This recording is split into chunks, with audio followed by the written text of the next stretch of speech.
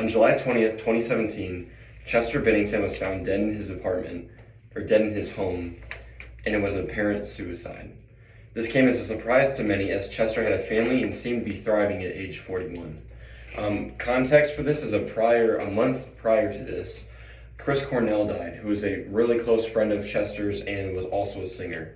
Chester wrote a farewell letter to Chris after he had passed away, and it says, quote, "Thoughts of you flooded my mind and I wept. I'm still weeping with sadness, as well as gratitude for having shared some very special moments with you and your beautiful family," end quote. That comes from an article from The Independent, and it was written on July 21st, 2017, which was just one day after Chester was found dead. The author of that article is Max Benwell, and he was a former writer with Indie Voices. This speech is not necessarily about Chester, though, but more about the band Linkin Park that he was a part of. Linkin Park was a pioneer band in the early 2000s for the nu metal genre. They really helped to craft that genre, which nu metal was a little bit different in the fact that it was very heavy metal, but it also blended, the sort of hip hop style beat and then, rapping it. So combining rapping with singing and rock music. And that was pretty different compared to, the 90s that had grunge and things like that, which is a lot more equally as depressing, but depressing in a sort of different way. What made Linkin Park more unique, though, besides just their genre, was their lyrics, and specifically the vulnerability and the mental health awareness that their lyrics said. And to kind of further understand the lyrics, you have to really know the history of Linkin Park. So to kind of go look at that, Linkin Park blew onto the scene with their first single, One Step Closer, and soon after with their debut album, Hybrid Theory. Both of those music pieces were wildly popular at the time and still continue to be one of their best as far as like statistics and things go. This album did a lot of things differently. It paired, really low chord, heavy guitar riffs, as well as really well-written hooks with a very catchy beat, and then Mike Shinoda's lyricism and rapping on top of that. And then as the main frontman, Chester, he had really good vocals that, he could sing like an angel and scream like a devil. They also had a lot of very diverse lyricism, and one of the main focus of their lyrics was overcoming heartbreak and, the self-issues that come with that. For example, in the song With You, off of Hybrid Theory, it says, quote, "The sound of your voice painted on my memories. Even if you're not with me, I'm with you." That's a quote from Spotify Music, and it kind of talks about the idea of heartbreak and not being able to detach yourself from someone else, almost like putting all your eggs in one basket. As they continued to develop as a band, this theme didn't really go away. Whether you're talking about Meteora, Minutes to Midnight, any of their albums, it's that theme stays. For example, in the song In Pieces, which is off of Minutes to Midnight, their third album, it says, quote, "Your lips say that you love, your eyes say that you hate." A second thing about their lyrics was they focused heavily about substance abuse.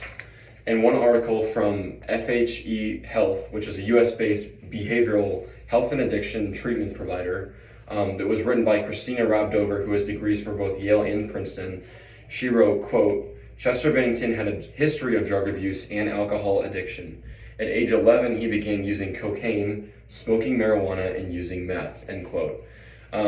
This topic for him is heavily discussed in his music, not necessarily saying like, "I smoke cocaine," but in a sort of way like on the song Paper Cut, he says, quote, "It's like I'm paranoid looking over my back. It's like a whirlwind inside of my head. I can't stop what I'm hearing within. It's like the face inside is right beneath the skin," end quote. That also comes from Spotify Music. Later in the article, Chester mentions to the person he's speaking to, saying that he remembers drinking so often to the point of, quote, "wanting to kill himself." These feelings that come with, suicide and things like that really bled into his lyrics. According to a mental health guide article, it says, quote, "Smoking, drinking, or using drugs more than usual are massive warning signs for suicide," end quote.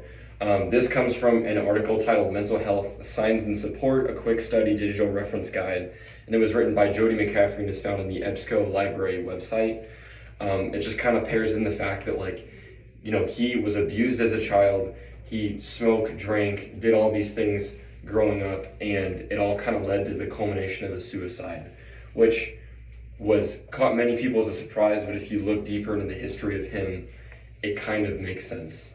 The third thing that the lyrics talk about a lot is negative mental health as well as suicide, so bring that up again. For example, in the song Crawling, he says, quote, "There's something inside me that pulls beneath the surface, consuming, confusing. This lack of self-control I fear is never ending," end quote. That also comes from Spotify Music.